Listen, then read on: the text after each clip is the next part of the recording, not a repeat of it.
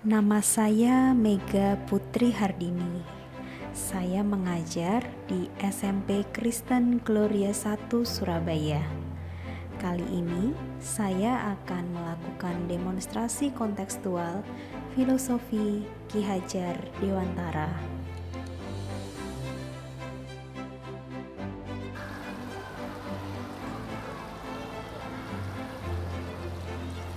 Halo Miss Ida.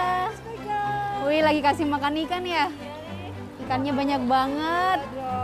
Miss, saya mau kasih pertanyaan nih. Iya. Siapa nama Menteri Pendidikan Indonesia yang pertama?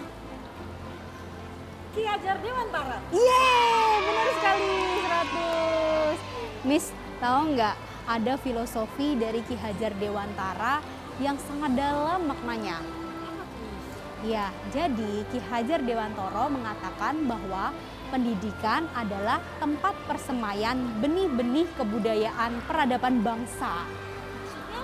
Maksudnya, pendidikan ini sebagai tempat persemaian, sebagai fondasi dari peradaban suatu bangsa. Jadi, kita sebagai guru ikut menentukan peradaban bangsa kita. Berarti tugas kita mulia ya. Iya, bener banget, mulia banget ya tugas kita. Nah, sebagai seorang guru, kita mendidik dan mengajar. Mendidik dan mengajar ini tidak dapat dipisahkan. Mengajar seperti kita memberikan ilmu kepada anak-anak. Nah, kalau mendidik, kita menuntun anak sesuai dengan kodratnya masing-masing. Jadi, anak itu bukan kertas kosong yang dapat kita tulis seenaknya. Tetapi anak itu memiliki gambar di dalam kertas tersebut tapi masih samar-samar. Nah, tugas kita sebagai guru adalah menebalkan coretan itu sesuai dengan kodratnya. Misalnya, Miss, di sini ada ikan, ada tanaman, ada burung. Mereka bertumbuh sesuai dengan kodratnya. Anak-anak juga demikian. Setiap anak itu unik. Mereka punya kodratnya masing-masing. Tugas kita adalah merawatnya, menuntunnya sesuai dengan kodratnya. Yuk kita ke ruang seni. Yuk.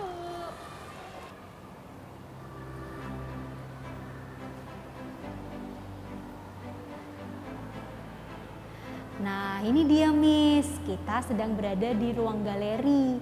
Ini salah satu contoh bagaimana kita dapat mendidik anak sesuai dengan kodrat mereka masing-masing. Ini adalah ruang di mana anak-anak melahirkan kodratnya yaitu sebagai seni ya. Iya, benar sekali. Mereka yang suka seni dapat menumbuhkan bakatnya di bidang seni.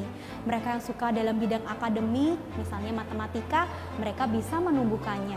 Dan juga dalam bidang olahraga, mereka juga bisa mengasah kemampuannya. Mereka bertumbuh sesuai dengan kodratnya masing-masing.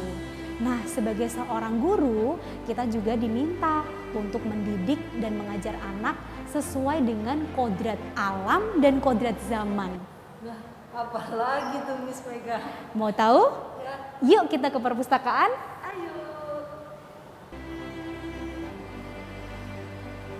Nah, sekarang kita akan melihat penerapan kodrat alam dan kodrat zaman yang ada di sekolah kita, Miss. Mulai dari kodrat zaman dulu ya. Perpustakaan ini digunakan sebagai tempat untuk membaca buku.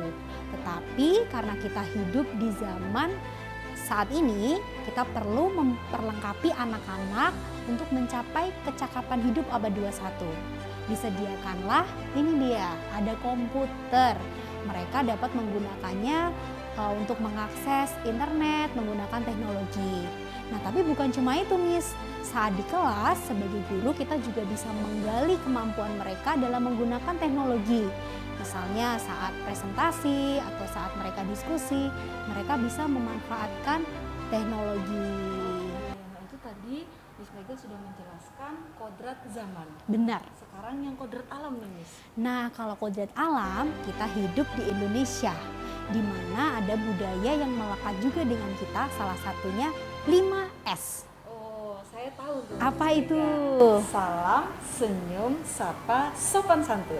Yes, benar sekali. kita sebagai guru dapat menebalkan laku itu yang ada pada anak-anak supaya juga tidak terpengaruh oleh budaya asing. Ki Hajar Dewantara mengingatkan supaya kita sebagai seorang guru dapat menggali potensi sosiokultural yang ada di daerah kita, Miss. Sehingga nantinya anak-anak diharapkan dapat dibentuk sesuai profil pelajar Pancasila. Kalau gitu, kita lanjut lagi ke tempat berikutnya. Yuk, Ayo. kita berangkat. Yuk. Nah, Miss Ida, kita sampai di bagian yang berikutnya nih. Ki Hajar Dewantara juga mengatakan bahwa apa sih yang berubah dari anak-anak, yaitu budi pekertinya. Budi pekerti itu dari kata budi dan pekerti. Budi itu meliputi cipta, rasa, dan karsa. Dan pekerti itu artinya tenaga. Jadi anak-anak ini ditumbuhkan budi pekertinya. Nah, Miss, yang paling utama lagi, sekolah ini perlu melibatkan keluarga. Oh, Karena benar-benar. keluarga itu adalah tempat pertumbuhan budi pekerti yang paling baik. Iya, seperti sekolah kita, Miss, yang sudah melibatkan orang tua. Oh, Ya, iya, ada betul. layanan orang tua, Iya. layanan parentship, dan juga parenting. Iya, betul. Iya. Jadi ketika kita bekerja sama, maka pertumbuhan anak ini menjadi lebih baik lagi. Benar, benar. Nah, Ki Hajar juga mengatakan nih bahwa pendidikan ini, seorang pendidik harus memandang anak-anak dengan rasa hormat. Karena fokus utamanya adalah anak, anak, dan anak. Artinya tidak ada lagi kekerasan dalam dunia pendidikan yang dilakukan oleh guru semestinya. Karena apa? Karena kita menumbuhkan mereka sesuai dengan kodratnya, bakat dan minatnya masing-masing. Gitu. Dan menjadi guru ini juga ada 3 semboyannya Ki Hajar Dewantara, Miss. Ingat nggak, Miss? Oke. Nah, apa tuh Miss Mega nih kira-kira ada nih? nih, yang pertama, Ah. ing ngarso song tulodo, Yang kedua, ing madya mangun karso, dan yang ketiga, tutwuri handayani. Oke. Iya, artinya ketika kita di depan mendidik, memberi contoh teladan kepada anak-anak didiknya. Ketika di tengah-tengah, seorang pendidik memberi semangat. Dan ketika di belakang, seorang pendidik mendorong anak-anak dan mengarahkannya. Oke. Begitu, Miss, kira-kira. Wah, Keren ya. keren sekali. Demikian implementasi dari filosofi Ki Hajar Dewantara. Terima kasih.